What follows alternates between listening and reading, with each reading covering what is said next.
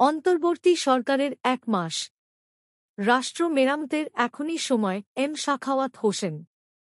ভেঙে পড়া প্রতিষ্ঠানগুলোকে সংস্কার করে বাংলাদেশকে আধুনিক রাষ্ট্রে পরিণত করাই প্রধান চ্যালেঞ্জ। বাংলাদেশের ইতিহাসেই শুধু নয়, বিশ্ব ইতিহাসেও 2024 সালের ৫ আগস্ট গুরুত্বপূর্ণ অধ্যায় হয়ে থাকবে।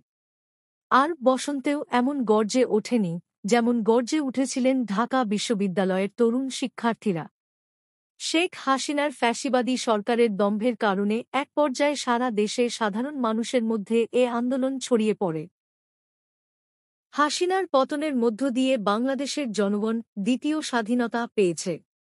প্রতিষ্ঠিত হয়েছে বিশ্ববরেণ্য নোবেলজয়ী ড. মুহাম্মদ ইউনূসের নেতৃত্বে অন্তর্বর্তীকালীন সরকার। এই সরকারের সামনে অনেক কঠিন চ্যালেঞ্জ রয়েছে। এর মধ্যে প্রধান হল ভেঙে পড়া প্রতিষ্ঠানগুলোকে সংস্কার করে বাংলাদেশকে একটি আধুনিক রাষ্ট্রে পরিণত করা ও বিপর্যস্ত অর্থনীতিকে পুনরুদ্ধার। চারদিকে সবার মাঝে, বিশেষ করে তরুণদের প্রত্যাশা হল রাষ্ট্র মেরামত। এর জন্যই তাঁরা বুকের তাজা রক্ত দিয়েছেন। অন্তর্বর্তী সরকারের কাছে তরুণ প্রজন্ম ও দেশবাসীরও আকাঙ্ক্ষা যে এই সরকার বাংলাদেশ রাষ্ট্রের মেরামতে পথিকৃৎ হয়ে উঠবে।